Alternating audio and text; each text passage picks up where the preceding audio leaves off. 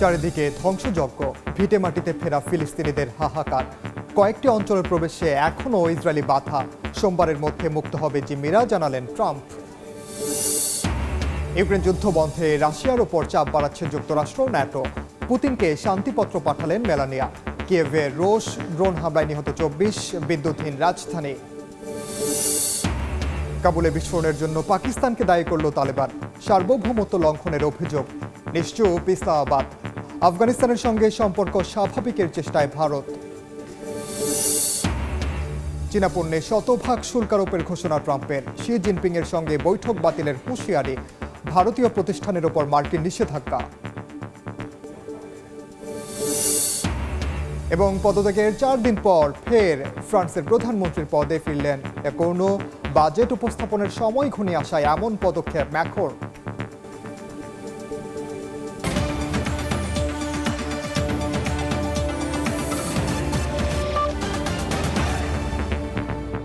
আন্তর্জাতিক সময়ের সঙ্গে আছি আমি ওমর ইনান। শুরুতে জাতীয় পার্টির সমাবেশ ঘিরে উত্তেজনার খবর। রাজধানীর কাকরাইলে জাতীয় পার্টির সমাবেশ ঘিরে উত্তেজনা তৈরি হয়েছে। সেখানে আছেন সহকর্মী স্বপন আহমেদ, সরাসরি যাচ্ছি তার কাছে। কাকরাইলে জাতীয় পার্টির কেন্দ্রীয় কার্যালয় কিন্তু এখন একেবারে উত্তপ্ত পরিস্থিতি বিরাজ করছে। অর্থাৎ আজকে জাতীয় পার্টির কেন্দ্রীয় কার্যালয়ের সামনে দলটির পক্ষ থেকে একটি কর্মসূচি রাখা হয়। সেই কর্মসূচিকে কেন্দ্র করে এখন একেবারে উত্তপ্ত, যেটি বলছিলাম যে বিকেল 3টা থেকে যখন জাতীয় পার্টির কেন্দ্রীয় কার্যালয়ের সামনে কর্মসূচিটি শুরু হয়, সেই কর্মসূচিতে পুলিশ টিয়ারশেল, পাশাপাশি সাউন্ড গ্রেনেড, একই সাথে জল কামানো নিক্ষেপ করা হয় যেন তাদেরকে ছত্রভঙ্গ করে দেওয়ার জন্য। অর্থাৎ যে বিষয়টি নিয়ে আসলে পুলিশের পক্ষ থেকে অ্যাকশন যাওয়া হয়েছে, পুলিশের পক্ষ থেকে যেটি বলা হয়েছে যে তারা এর আগেও বিভিন্ন ধরনের কর্মসূচি, যেটি সরকার বিরোধী কর্মসূচি তারা পালন করেছেন। অর্থাৎ স্টেজে যারা আজকে উপস্থিত ছিলেন, স্টেজে কিন্তু জাতীয় পার্টি যিনি চেয়ারম্যান GM কাদের, পাশাপাশি যিনি মহাসচিব শামীম হায়দার পাটোয়ারি, তিনি উপস্থিত ছিলেন। একই সাথে অন্যান্য অর্থাৎ প্রথম সারির যে সকল নেতাকর্মী তারাও কিন্তু উপস্থিত ছিলেন। আমরা যখন এই কর্মসূচিতে ঢুকি তখন থেকেই দেখছি যে বিভিন্ন প্রান্ত থেকে খণ্ড খণ্ড মিছিল নিয়ে জাতীয় পার্টির কেন্দ্রীয় কার্যালয়ের সামনে যে কর্মসূচিতে সেটিতে নেতাকর্মীরা অংশ নেন এবং তার পরপর অর্থাৎ বিকেল 3:30টার দিকে কিন্তু পুলিশের পক্ষ থেকে তাদেরকে ছত্রভঙ্গ করে দেওয়া হয়। আমার ফ্রেমে আপনি নিশ্চয়ই এখানকার যে চিত্র সেটি দেখতে পাচ্ছেন। যদিও এখান থেকে তারা ছত্রভঙ্গ হয়ে বিভিন্ন যে গলিগুলো রয়েছে, অর্থাৎ এই কাকরাইলের যে কেন্দ্রীয় কার্যালয়, তাদের এই কার্যালয় ঘিরে যে গলিগুলো রয়েছেন সেখানে তাদের অবস্থান রয়েছে। তাদের পক্ষ থেকে আসলে পুলিশের পক্ষ থেকে যখন তাদেরকেও ধাওয়া দেওয়া হচ্ছে, একবার তারা পিছু হচ্ছেন এবং পরবর্তী ক্ষণেই কিন্তু তারা আবারও সামনের দিকে অবস্থান নিচ্ছেন। আমার ফ্রেমে একটু দেখানোর চেষ্টা করি। এই যে এই অস্থায়ী স্টেজেই আসলে আজকে জাতীয় পার্টির পক্ষ থেকে কর্মসূচিটি পালন করা হচ্ছিল, যেটি পুলিশের পক্ষ থেকে এখন সরিয়ে দেওয়া হচ্ছে। এবং এখানে আমরা যখন আসলে এই প্রথমেই সমাবেশে ঢুকি বা এই কর্মসূচিতে ঢুকি, তখন থেকে আমাদের মধ্যে একটি শঙ্কা ছিল যে এ ধরনের কোনো ঘটনা আসলে ঘটতে পারে। কেননা জাতীয় পার্টির এই কার্যালয় ঘিরে এর আগেও দুইবার কিন্তু এ ধরনের ঘটনা ঘটেছে। আপনি নিশ্চয়ই জানেন, একবার যেখানে গণ অধিকার পরিষদের যিনি চেয়ারম্যান নুরুল হক নূর, তাকেও কিন্তু অ্যাটাক করা হয় এবং তিনি গুরুতর আহত হয়ে পরবর্তীতে তিনি উন্নত চিকিৎসা সেজে কিছুদিন আগেই আসলে বাংলাদেশে ফিরেছেন। পাশাপাশি তার কিছুদিন পরেই জাতীয় পার্টির এই কার্যালয়ে কিন্তু আগুন ধরিয়ে দেওয়া হয়। অর্থাৎ আজকে যে তারা কর্মসূচিটি রেখেছে, সেই কর্মসূচিতে এ ধরনের যে অনাকাঙ্ক্ষিত ঘটনা ঘটবে, এই শঙ্কা কিন্তু আমরা যারা গণমাধ্যম কর্মী ছিলাম বা আশেপাশের যারা ছিলেন তাদের মধ্যে কিন্তু ছিল। তবে জাতীয় পার্টির যে সকল নেতাকর্মীরা আজকের কর্মসূচি ঘিরে এখানে উপস্থিত হয়েছিলেন, তারা কিন্তু এখন আসলে এই মুহূর্তে এখানে নেই। কেননা তাদেরকে এখান থেকে ছত্রভঙ্গ করে দেওয়ার জন্য পুলিশের টিয়ার শেল, সাউন্ড গ্রেনেড নিক্ষেপ করার পরে তারা এখান থেকে সরে গিয়েছেন। যদিও বিভিন্ন মোড়ে মোড়ে তারা বা বিভিন্ন গলিতে তারা অবস্থান নিয়েছেন এবং এই অবস্থান তারা এখনো রয়েছেন। তবে পুলিশের পক্ষ থেকে তাদেরকে সেখান থেকেও সরিয়ে দেওয়ার জন্য যে প্রক্রিয়া বা প্রসেস, সেটি কিন্তু পুলিশের পক্ষ থেকে করা হয়েছে যেন আর কোনো অপ্রীতিকর ঘটনা আসলে না ঘটে। তো নিশ্চয়ই দেখছেন যে অসংখ্য পুলিশ সদস্য এখানে উপস্থিত হয়েছেন, যারা এই জাতীয় পার্টি যারা যে সকল নেতাকর্মী এখানে উপস্থিত হয়েছিলেন তাদেরকে ছত্রভঙ্গ করে দেওয়ার জন্য চেষ্টা করেছিলেন। অর্থাৎ পুলিশের পক্ষ থেকে বলা হচ্ছিল যে এই কার্যালয় ঘিরে নতুন করে যেন আর কোনো অপ্রীতিকর ঘটনা না ঘটে। এর কারণেই আসলে আজকে যখন এই কর্মসূচিটি শুরু হয় তখনই আসলে পুলিশের পক্ষ থেকে তাদেরকে ছত্রভঙ্গ করে দেওয়ার যে প্রক্রিয়া সেটি করা হয়। তো এখন পর্যন্ত পরিস্থিতি অনেকটাই উত্তপ্ত রয়েছে, কেননা যখনই আসলে জাতীয় পার্টির নেতাকর্মীদের এখান থেকে এই কার্যালয়ের সামনের যে সমাবেশ সেটি থেকে সরিয়ে দেওয়া হয়, তারা ছত্রভঙ্গ হয়ে বিভিন্ন যে প্রান্ত রয়েছে অর্থাৎ গলিগুলো রয়েছে সেই গলিগুলোতে তাদের অবস্থান এখনো রয়েছে। তো এখন পর্যন্ত এই ছিল আমার কাছে জাতীয় পার্টির কেন্দ্রীয় কার্যালয়ের সামনে থেকে সবশেষ অবস্থা। সরাসরি যুক্ত ছিলাম রাজধানীর কাকরাইলে। এবার আন্তর্জাতিক প্রসঙ্গ। আগামী সোমবারের মধ্যেই ইসরায়েলি জিম্মিদের মুক্তি দেবে হামাস। সব জিম্মিকে একত্রিত করতে এরই মধ্যে ফিলিস্তিনপন্থী স্বাধীনতাকামী সংগঠনটি কাজ শুরু করেছে বলে জানিয়েছেন মার্কিন প্রেসিডেন্ট ডোনাল্ড ট্রাম্প। সোমবার মিশরের কায়রোতে অনুষ্ঠেয় শান্তি চুক্তির আলোচনায়ও যোগ দেবেন তিনি। এদিকে যুদ্ধবিরতি কার্যকরের পর ইসরায়েলি সেনা প্রত্যাহারের খবরে অন্তত 2 লাখ ফিলিস্তিনি নিজ ভূখণ্ডে ফিরেছে বলে জানিয়েছে গাজার প্রতিরক্ষা মন্ত্রণালয়। তবে বেশ কয়েকটি অঞ্চলে ফিলিস্তিনিদের প্রবেশে নিষেধাজ্ঞা দিয়েছে ইসরায়েল। অবশেষে একটু একটু করে প্রাণ ফিরছে গাজার। আশা নিরাশা আর অনিশ্চয়তার দোলাচলের মধ্যেও ধ্বংসস্তূপের নগরী গাজায় ফিরতে শুরু করেছেন বাসিন্দারা। গাজায় যুদ্ধবিরতি কার্যকরের ঘোষণা আসার পর পায়ে হেঁটে অথবা যানবাহনে করে নিজ বাসস্থানের উদ্দেশ্যে রওনা হন ফিলিস্তিনিরা। চুক্তি অনুযায়ী গাজার বেশ কয়েকটি অঞ্চল থেকে সেনা প্রত্যাহার করতে শুরু করেছে নেতানিয়াহু সরকার। তবে বেশ কয়েকটি অঞ্চলে ফিলিস্তিনিদের প্রবেশে নিষেধাজ্ঞা দিয়েছে ইসরায়েল।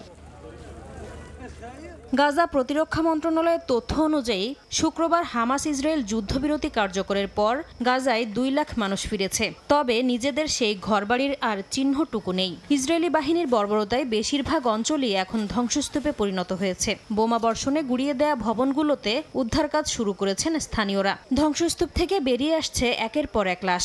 শনিবারে 150-র বেশি মরদেহ উদ্ধার করে হাসপাতালে পাঠিয়েছে উদ্ধারকারী দল। মার্কিন প্রেসিডেন্ট ডোনাল্ড ট্রাম্প জানিয়েছেন আগামী সোমবারের মধ্যে ইসরায়েলি জিম্মিদের মুক্তি দেবে হামাস।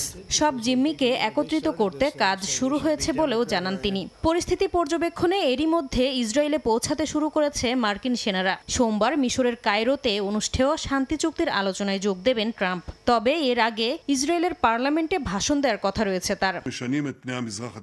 যুদ্ধ অবসানে যুক্তরাষ্ট্রের মধ্যস্থতায় শান্তি চুক্তি হলেও গাজা থেকে পুরোপুরি সেনা প্রত্যাহার করা হবে না বলে জানিয়েছেন ইসরায়েলি প্রধানমন্ত্রী নেতানিয়াহু। এরই মধ্যে হামাসের হাতে আটক জীবিত জিম্মিদের ছবি প্রকাশ করেছে তেল আবিব। মুক্তি পেতে যাওয়া 250 ফিলিস্তিনি বন্দীরও তালিকা প্রকাশ করেছে দেশটি। এদিকে ফিলিস্তিনে বিদেশি হস্তক্ষেপ মেনে নেওয়া হবে না বলে হুঁশিয়ারি দিয়েছে প্যালেস্টাইন ইসলামিক জিহাদ সহ হামাসপন্থী বিভিন্ন সংগঠন। নাসরিন রুমি, সময় সংবাদ। ইউক্রেন যুদ্ধ শেষ করতে রাশিয়ার উপর যুক্তরাষ্ট্র চাপ বাড়াচ্ছে বলে মন্তব্য করেছেন মার্কিন প্রেসিডেন্ট ডোনাল্ড ট্রাম্প। স্থানীয় সময় বৃহস্পতিবার তিনি জানান ন্যাটো মিত্রদের সঙ্গে যৌথভাবে এই চাপ প্রয়োগ করা হবে। পাশাপাশি ইউক্রেনের যুদ্ধ বিধ্বস্ত শিশুদের কথা বিবেচনা করে পুতিনকে শান্তিপত্র পাঠিয়েছেন মার্কিন ফার্স্ট লেডি মেলানিয়া ট্রাম্প। এদিকে কিয়েভের রুশ ড্রোন হামলায় বিদ্যুৎ বিচ্ছিন্ন হয়ে পড়েছে শহরের বড় একটি অংশ। নিহত হয়েছে শিশুসহ অন্তত 24 জন। যুদ্ধবিরতি আলোচনায় ঘণ্টার পর ঘণ্টা ব্যয় করলেও পাল্টাপাল্টি হামলা চালিয়েই যাচ্ছে রাশিয়া ও ইউক্রেন। চলছে দোষারোপের খেলাও। স্থানীয় সময় বৃহস্পতিবার রাতে রাশিয়ার ব্যাপক ড্রোন ও ক্ষেপণাস্ত্র হামলায় কিয়েভ সহ একাধিক অঞ্চলে বেশ কয়েকজন হতাহত হন। বড় পরিসরের এই হামলায় বিদ্যুৎ বিচ্ছিন্ন হয়ে পড়ে ইউক্রেনের রাজধানী। দেখা যায় পানীয় জলের সংকট। শীতের আগে ইউক্রেনের জ্বালানি অবকাঠামো লক্ষ্য করে রাশিয়া হামলা জোরদার করেছে বলে দাবি জেলেনস্কির প্রশাসনের। রুশ প্রেসিডেন্ট ভ্লাদিমির পুতিনের সঙ্গে আলোচনায় কোনো সুরাহা না হওয়ায় বিরক্ত হয়ে উঠেছেন মার্কিন প্রেসিডেন্ট ডোনাল্ড ট্রাম্প। ওভাল অফিসে ফিনল্যান্ডের প্রেসিডেন্ট আলেকজান্ডার স্টাবের সঙ্গে বৈঠকে ট্রাম্প বলেন, যুক্তরাষ্ট্র ও ন্যাটো একসঙ্গে ইউক্রেন যুদ্ধ অবসানে চাপ বাড়াচ্ছে। ট্রাম্পের ভাষায় তারা সবাই একসঙ্গে এগোচ্ছেন। সম্প্রতি গাজায় ইসরায়েল ও হামাসের মধ্যে শান্তি চুক্তি করিয়ে ইউক্রেন যুদ্ধ বিষয়ে আলোচনায় ফেরেন ট্রাম্প। তবে এই যুদ্ধের সমাধানকে কঠিন বলে স্বীকার করেন তিনি।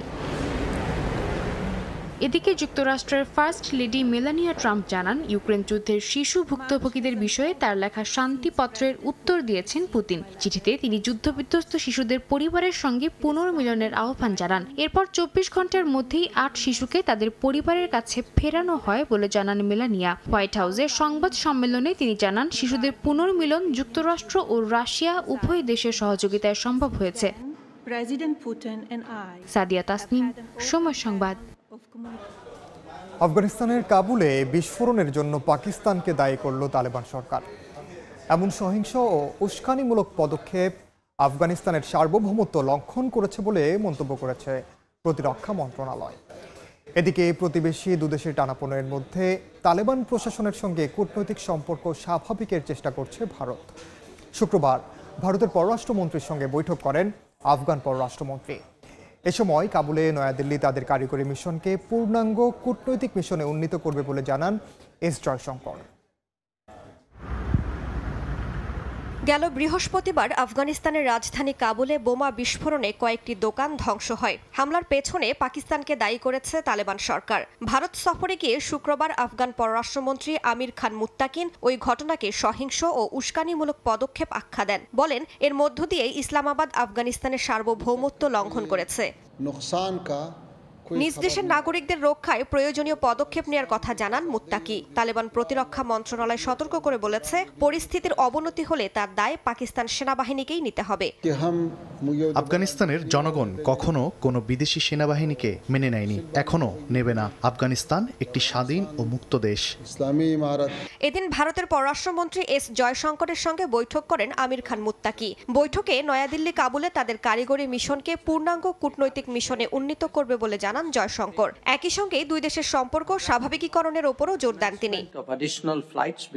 আফগান জনগণের স্বাস্থ্য খাতে ভারতের দীর্ঘদিনের সহায়তার কথাও স্মরণ করিয়ে দেন এস জয়শঙ্কর। আফগানিস্তানে 20টি অ্যাম্বুলেন্স উপহার হিসেবে দেওয়ার ঘোষণা দেন। পাশাপাশি উন্নত চিকিৎসা সরঞ্জাম, টিকা ও ক্যান্সার ওষুধ সরবরাহের প্রতিশ্রুতি দিয়েছে নয়াদিল্লি। এদিকে তালেবান কখনো নিজেদের ভূখণ্ডকে ভারতের বিরুদ্ধে ব্যবহৃত হতে দেবে না বলে জানিয়েছেন আফগান পররাষ্ট্রমন্ত্রী। ভারত ও আফগানিস্তানের সম্পর্ক দিন দিন আরো উন্নত হচ্ছে। ধীরে ধীরে সম্পর্ক স্বাভাবিক করাই আমাদের লক্ষ্য।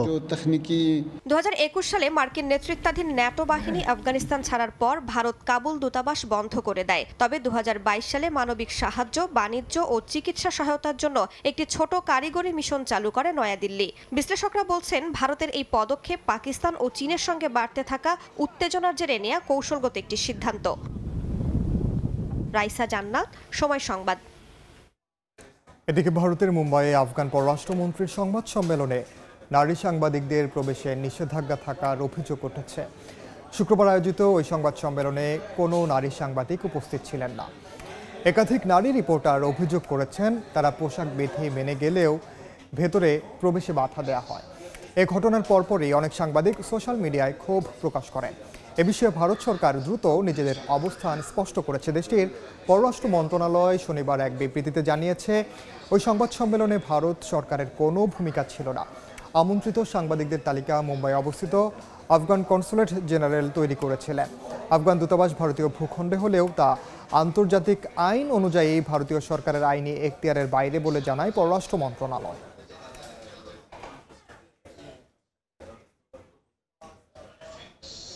চীনের ওপর নতুন করে আরও 100% শুল্ক বাড়ানোর ঘোষণা দিয়েছেন মার্কিন প্রেসিডেন্ট ডোনাল্ড ট্রাম্প। একই সঙ্গে চীনা প্রেসিডেন্ট শি জিনপিংয়ের সঙ্গে পূর্ব নির্ধারিত বৈঠক বাতিলেরও হুঁশিয়ারি দিয়েছেন তিনি।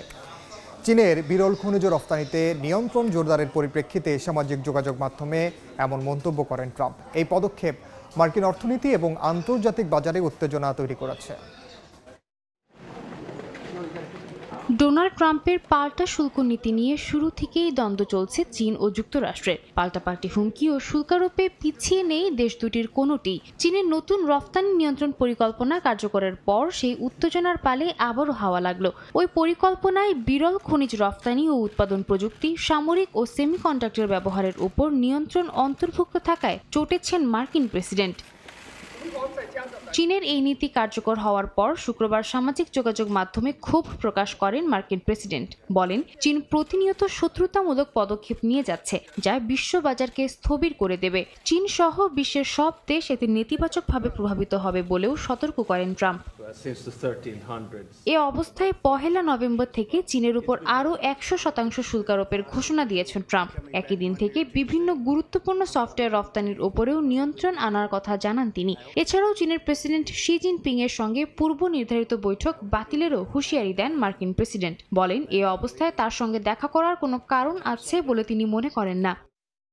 ট্রাম্পের এই পদক্ষেপের পর বিশ্বজুড়ে শেয়ার বাজারে পতন দেখা যায়। বিনিয়োগকারীদের শঙ্কা, চীনের সঙ্গে নতুন বাণিজ্য যুদ্ধ মার্কিন অর্থনীতিতে নেতিবাচক প্রভাব ফেলতে পারে। সাদিয়া তাসনিম, সময় সংবাদ। ইরানের সঙ্গে আর উত্তেজনা বাড়াতে চান না জানিয়ে পুতিনের মাধ্যমে একটি বার্তা দিয়েছেন ইসরায়েলি প্রধানমন্ত্রী বেনিয়ামিন নেতানিয়াহু। তাজিকিস্তান সফরের সময় রুশ প্রেসিডেন্ট ভ্লাদিমির পুতিন জানান, সম্প্রতি নেতানিয়াহু এক ফোন আলাপে তাকে বলেছেন তেহরানের সঙ্গে কূটনৈতিক সমঝোতা করতে প্রতিশ্রুতিবদ্ধ তেল আবিব এবং তারা কোনো ধরনের সংঘাতে আগ্রহী নয়। পুতিন আরও বলেন, রাশিয়ার সঙ্গে ইসরায়েলের যোগাযোগ অব্যাহত রয়েছে।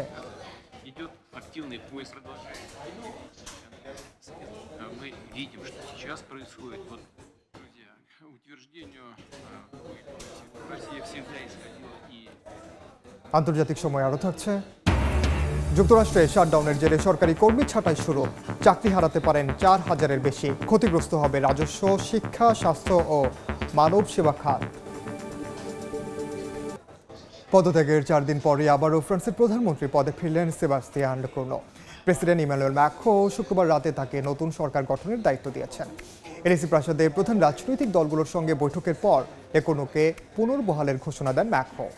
কয়েকদিন আগেই এই পদ চান না বলে ক্ষমতা ছেড়েছিলেন প্রধানমন্ত্রী। তবে নতুন বাজেট উপস্থাপনের শেষ সময় ঘনিয়ে আসায় দ্রুত সিদ্ধান্ত নিতে বাধ্য হন প্রেসিডেন্ট।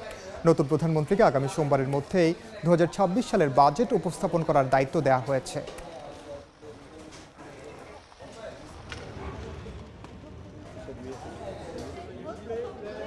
যুক্তরাষ্ট্রে চলমান সরকারি শাটডাউনকে কাজে লাগিয়ে এরই মধ্যে কর্মীদের ছাঁটাই শুরু করেছে হোয়াইট হাউস। চাকরি হারাতে পারেন 4000-এর বেশি কর্মী। এতে রাজস্ব, শিক্ষা, স্বাস্থ্য এবং মানব সেবা মন্ত্রণালয়ে প্রভাব পড়বে বলে মনে করা হচ্ছে। গণহারে এই কর্মী ছাঁটাইয়ের দায় ডেমোক্রেটদের উপর চাপাচ্ছে ট্রাম্প প্রশাসন। 10 দিন ধরে চলমান সরকারি শাটডাউনের মধ্যে এবার ফেডারেল কর্মীদের ছাঁটাই করতে শুরু করেছে ট্রাম্প প্রশাসন। অফিস অফ ম্যানেজমেন্ট অ্যান্ড বাজেটের পরিচালক রাসেল ভোগট জানান, সরকারি ব্যয় নিয়ন্ত্রণে আনতেই এই সিদ্ধান্ত নেওয়া হয়েছে। শিক্ষা, স্বাস্থ্য ও মানব সেবা বিভাগ জানায় তাদের কিছু কর্মী এর মধ্যেই রিডাকশন ইন ফোর্সের আওতায় পড়েছেন। তবে কতজন ছাঁটাই হবেন বা কখন তা কার্যকর হবে এ বিষয়ে এখনও বিস্তারিত জানানো হয়নি। স্বাস্থ্য ও মানব সেবা বিভাগ জানায়, যেসব কর্মীকে অপ্রয়োজনীয় হিসেবে চিহ্নিত করা হয়েছে মূলত তাদেরই ছাঁটাই করা হচ্ছে। এতে centres for disease control, agency for health care research and quality এবং হেলথ রিসোর্সেস অ্যান্ড সার্ভিসেস অ্যাডমিনিস্ট্রেশনের কার্যক্রম ক্ষতিগ্রস্ত হতে পারে। গণহারে কর্মী ছাঁটাইয়ের দায় ডেমোক্রেটদের উপর চাপাচ্ছেন ট্রাম্প প্রশাসন। অন্যদিকে সিনেটে টানা 7মবারের মতো ফান্ডিং বিল পাশে ব্যর্থ হওয়ায় শাটডাউন আরও দীর্ঘায়িত হওয়ার শঙ্কা দেখা দিয়েছে। এতে বহু ফেডারেল কর্মী বেতন ছাড়া কাজ করতে বা বাধ্যতামূলক ছুটিতে যেতে বাধ্য হচ্ছেন। প্রতিটি সরকারি দফতর নিজস্ব পরিকল্পনায় ব্যয় সংকোচন ও কর্মী ছাঁটাইয়ের পদক্ষেপ নিচ্ছে। এ অবস্থায় রিপাবলিকানদের কঠোর সমালোচনা করেছেন house of minority leader Hakim Jefferies. তিনি অভিযোগ করেন, সরকার সচল থাকা সত্ত্বেও রিপাবলিকান নেতারা সচেতনভাবে কংগ্রেসে ফিরছেন না এবং পরিস্থিতিকে আরও জটিল করছেন। উভয় দলকে দ্রুত আলোচনায় বসে শাটডাউন শেষ করে জনগণের স্বার্থে বাজেট চুক্তিতে পৌঁছানোর আহ্বান জানান তিনি। সাদিয়া তাসনিম, সময় সংবাদ। শান্তিতে নোবেল না পেয়ে ক্ষোভে ফুঁসছে হোয়াইট হাউস। যুক্তরাষ্ট্রের অভিযোগ, নোবেল কমিটি রাজনৈতিক পক্ষপাত দেখিয়েছে। তবে নোবেল কমিটির চেয়ারম্যান জানান, মাচাদোর অবস্থান লাখো মানুষকে অনুপ্রাণিত করেছে, যা রাজনৈতিক প্রচারের চেয়ে অনেক বেশি তাৎপর্যপূর্ণ। এদিকে শান্তিতে নোবেল পুরস্কার জিতে প্রেসিডেন্ট ডোনাল্ড ট্রাম্পকে তা উৎসর্গ করেছেন ভেনেজুয়েলার বিরোধী দলীয় নেতা ও মানবাধিকার কর্মী মারিয়া করিনা মাচাদো। শান্তিতে নোবেল পুরস্কার পেয়েছেন ভেনেজুয়েলার বিরোধী দলীয় নেতা ও মানবাধিকার কর্মী মারিয়া কারিনা মাচাদো। এই সিদ্ধান্তে ক্ষুব্ধ প্রতিক্রিয়া জানিয়েছে ওয়াশিংটন। ঘোষণার ঘণ্টাখানেকের মধ্যে হোয়াইট হাউসের মুখপাত্র স্টিভেন চুং বলেন, নোবেল কমিটি প্রমাণ করেছে তারা শান্তির চেয়ে রাজনীতিকে অগ্রাধিকার দেয়। তিনি দাবি করেন, প্রেসিডেন্ট ট্রাম্প শান্তি চুক্তি, যুদ্ধবিরতি ও মানব জীবন রক্ষায় যে ভূমিকা রেখেছেন তা অতুলনীয়। দ্বিতীয় মেয়াদের 9 মাসে নিজেকে শান্তির প্রতীক হিসেবে তুলে ধরেছিলেন ট্রাম্প। ভারত পাকিস্তান সংঘাত ও মধ্যপ্রাচ্যে অস্ত্রবিরতি প্রচেষ্টাকে নিজের কৃতিত্ব হিসেবে প্রচার করে তিনি পুরস্কারের দাবিও তুলেছিলেন। তবে নোবেল কমিটির ভাষ্যে ট্রাম্পের প্রচারণা নয়, সাহসী মানবাধিকার রক্ষকদের স্বীকৃতি দিতে এই সিদ্ধান্ত নেওয়া হয়েছে। নোবেল কমিটির চেয়ারম্যান ইয়র্গেন ওয়াতেন ফ্রিডনেস বলেন, যখন স্বৈরাচারীরা ক্ষমতা দখল করে তখন যারা ভয় না পেয়ে রুখে দাঁড়ান তারাই প্রকৃত শান্তির দূত। তিনি বলেন, মাচাদোর অবস্থান লাখো মানুষকে অনুপ্রাণিত করেছে, যা রাজনৈতিক প্রচারের চেয়ে অনেক বেশি তাৎপর্যপূর্ণ। ইয়াসিন মোহাম্মদ জিসান, সময় সংবাদ। বয়সের তুলনায় মার্কিন প্রেসিডেন্ট ডোনাল্ড ট্রাম্প বেশ সুস্থ আছেন বলে জানিয়েছেন তার চিকিৎসক। শুক্রবার প্রকাশিত এক মেডিকেল মেমোতে এ তথ্য জানানো হয়। হোয়াইট হাউসে নিযুক্ত ট্রাম্পের চিকিৎসক শন বারবাবেলা জানান, ৭৯ বছর বয়সী ট্রাম্পের হৃদযন্ত্র, ফুসফুস, স্নায়ু ও শারীরিক ক্ষমতা এখনও শক্তিশালী অবস্থায় আছে। মধ্যপ্রাচ্য সফর ঘিরে সম্প্রতি ট্রাম্পের স্বাস্থ্য পরীক্ষা ও টিকা গ্রহণ সম্পন্ন হয়েছে, যার মধ্যে রয়েছে ফ্লু ও হালনাগাদ কোভিড-19 বুস্টার। প্রেসিডেন্ট পদে দ্বিতীয় মেয়াদে দায়িত্ব নেওয়ার পর বেশ কর্মচাঞ্চল্য অবস্থায় রয়েছেন মার্কিন প্রেসিডেন্ট। বিভিন্ন দেশও ভ্রমণ করছেন তিনি। আগামী জাতীয় সংসদ নির্বাচনে প্রবাসী বাংলাদেশিদের ভোটাধিকার প্রয়োগের সুযোগ করে দিতে শুরু হয়েছে নানা কার্যক্রম। এরই অংশ হিসেবে যুক্তরাষ্ট্রের লস অ্যাঞ্জেলেসে বাংলাদেশ কনসুলেটে এনআইডি ও ভোটার নিবন্ধন কার্যক্রমের আনুষ্ঠানিক উদ্বোধন করা হয়েছে। আগামী 31 অক্টোবরের মধ্যে নিবন্ধিত প্রবাসী ভোটাররা আগামী সংসদ নির্বাচনে ভোট দিতে পারবেন বলে জানিয়েছেন এনআইডি মহাপরিচালক ASM Humayun Kabir. Los Angeles থেকে লস্কর আল মামুনের রিপোর্ট। আধুনিক প্রযুক্তির সহায়তায় বাংলাদেশের ইতিহাসে প্রথমবারের মতো প্রবাসী বাংলাদেশিরা আগামী জাতীয় নির্বাচনে ডাকযোগে ভোট দেওয়ার সুযোগ পাচ্ছেন। একই সঙ্গে বিদেশে বসেই হাতে পাচ্ছেন জাতীয় পরিচয়পত্র। স্থানীয় সময় বৃহস্পতিবার যুক্তরাষ্ট্রের লস অ্যাঞ্জেলেসে বাংলাদেশ কনসুলেটে প্রবাসী বাংলাদেশিদের এনআইডি ও ভোটার নিবন্ধন কার্যক্রমের আনুষ্ঠানিক উদ্বোধন করা হয়। অনুষ্ঠানে এ কার্যক্রমের বিস্তারিত তুলে ধরেন এনআইডি মহাপরিচালক ASM হুমায়ুন কবির। এ সময় কনসাল জেনারেল সহ বেশ কয়েকজন প্রবাসী বাংলাদেশির হাতে আনুষ্ঠানিকভাবে জাতীয় পরিচয়পত্র তুলে দেন তিনি। ইলেকশন কমিশন ইলেকশন রিলেটেড আর কোনো কাজ করছে না, পূর্ব প্রস্তুতি গ্রহণ করা ছাড়া। এখন যে কাজটা চলছে এটা হচ্ছে পূর্ব প্রস্তুতি, কিন্তু যখন আপনার শিডিউল ঘোষণা হবে তারপরে কিন্তু এই কার্যক্রমগুলো শুরু হবে, বাস্তব কার্যক্রমগুলো। শুধুমাত্র ভোটাধিকার নয়, আর্থসামাজিক যে কোনো বিষয়ে আপনি বাংলাদেশের অর্থনীতির ক্ষেত্রে বিনিয়োগ করতে চান, আপনি বাংলাদেশের প্রপার্টি কিনতে চান, অথবা অন্য কোনো বিষয়ে আপনি অবদান রাখতে চান, এই বিষয়টি অত্যন্ত গুরুত্বপূর্ণ। প্রবাসী বাংলাদেশিরা ভোটার ফর্ম পূরণের পর নির্বাচন কমিশন আবেদনকারীর সব তথ্য তদন্ত করবে। সঠিক হলেই হতে পারবেন ভোটার। একই সঙ্গে তার এনআইডি পাঠিয়ে দেওয়া হবে সংশ্লিষ্ট দূতাবাসে। ইসির postal vote BD app download করে আবেদন করতে পারবেন প্রবাসীরা। প্রবাসে অবস্থানরত বাংলাদেশি নাগরিকরা out of country voting OCV mobile অ্যাপে রেজিস্ট্রেশন করে ডাকযোগে ভোট দিতে পারবেন। প্রবাস থেকে ভোট দেওয়ার এই সুযোগ গণতান্ত্রিক প্রক্রিয়ায় নতুন দিগন্ত উন্মোচন করবে বলে আশা নির্বাচন কমিশনের। বর্তমানে 10টি দেশের 17টি স্টেশনে দূতাবাসের মাধ্যমে ভোটার কার্যক্রম পরিচালনা করছে ইসি। লস্কর আল মামুন, সময় সংবাদ, লস অ্যাঞ্জেলেস, যুক্তরাষ্ট্র। মালদ্বীপে south Asian business excellence award পেলেন বাংলাদেশ সহ 8 দেশের 40 গুণী ব্যক্তিত্ব। বৃহস্পতিবার রাজধানী মালের একটি কলেজ অডিটোরিয়ামে জমকালো অনুষ্ঠানে তাদের পুরস্কার দেওয়া হয়। এই পুরস্কার অর্জন দেশের সুনাম বাড়ানোর পাশাপাশি এশিয়ার দেশগুলোর মধ্যে পারস্পরিক বন্ধনকে আরও সুদৃঢ় করবে বলে আশা সংশ্লিষ্টদের। খন্দকার ওমর ফারুকের তথ্য ছবি নিয়ে রিপোর্ট। মালদ্বীপে হয়ে গেল মানব সম্প্রীতি সম্মেলন ও অ্যাওয়ার্ড অনুষ্ঠান। মানব সম্প্রীতি ও উন্নয়নমূলক কাজে বিশেষ অবদানের জন্য বৃহস্পতিবার স্থানীয় সময় রাতে মালের ভিলা ইন্টারন্যাশনাল কলেজ অডিটোরিয়ামে south Asian business partnership summit পুরস্কার প্রদান করা হয়। বাংলাদেশ, পাকিস্তান, ভারত, মালদ্বীপ সহ 8টি দেশের 40 ব্যক্তিকে দেয়া হয় পুরস্কার। তাদের মধ্যে 8 জনই বাংলাদেশি। আড়ম্বরপূর্ণ এই অনুষ্ঠানে মালদ্বীপের মৎস্য ও মহাসাগর বিষয়ক প্রতিমন্ত্রী উপস্থিত ছিলেন। তিনি মানব সম্প্রীতি, শিক্ষা, স্বাস্থ্য, পর্যটন শিল্প ও বাণিজ্য শিল্পের উন্নয়নের উপর বিশেষ গুরুত্ব দেন। Human harmony is not just about avoiding conflict. It is about creating diversity. আন্তর্জাতিক ব্যবসা ও পর্যটন শিল্পকে আরও বেশি সমৃদ্ধ করতে এশিয়ার দেশগুলোর মধ্যে সহজ ভিসা নীতি প্রণয়নের প্রয়োজনীয়তার কথা উল্লেখ করেন আয়োজকরা। আমরা চাচ্ছি মানব সভ্যতা এবং মানব সম্প্রীতির উন্নয়ন। এটার উন্নয়ন হলেই শিল্প, সাহিত্য এবং বাণিজ্যিক সেক্টরে আমরা উন্নয়ন বা সাফল্য শিখরে পৌঁছতে পারবো। এশিয়ার এই মর্যাদাপূর্ণ স্বীকৃতি পেয়ে উচ্ছ্বাস প্রকাশ করেন পুরস্কারপ্রাপ্তরা। আমি এবং মোশাররফ ভাই দুজনে অ্যাওয়ার্ডে ভূষিত পেয়েছি, এতে আমরা অত্যন্ত আনন্দিত। শুধু মালয়েশিয়াতে না, আমি চাইবো বিশ্বের আরো বড় বড় দেশে আমি আমার বাংলাদেশকে রিপ্রেজেন্ট করব।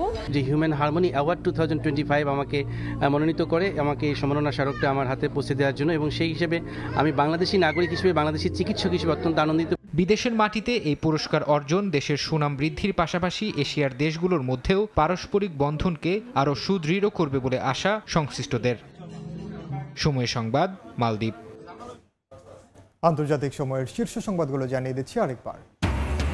চারিদিকে ধ্বংসযজ্ঞ, ভিটে মাটিতে ফেরা ফিলিস্তিনিদের হাহাকার। কয়েকটি অঞ্চলে প্রবেশে এখনও ইসরায়েলি বাধা। সোমবারের মধ্যে মুক্ত হবে জিম্মিরা, জানালেন ট্রাম্প। ইউক্রেন যুদ্ধ বন্ধে রাশিয়ার উপর চাপ বাড়াচ্ছে যুক্তরাষ্ট্র, ন্যাটো। পুতিনকে শান্তিপত্র পাঠালেন মেলানিয়া। কিয়েভে রুশ ড্রোন হামলায় নিহত 24, বিদ্যুৎহীন রাজধানী। এবং কাবুলে বিস্ফোরণের জন্য পাকিস্তানকে দায়ী করল তালেবান, সার্বভৌমত্ব লঙ্ঘনের অভিযোগ। নিশ্চয়ই ইসলামাবাদ। আফগানিস্তানের সঙ্গে সম্পর্ক স্বাভাবিকের চেষ্টায় ভারত।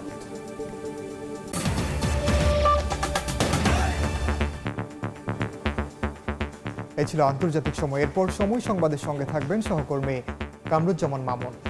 ইনাম, ধন্যবাদ আপনাকে। সময় সংবাদ নিয়ে ফিরছি কিছুক্ষণ পর, সঙ্গে থাকুন সময়ের।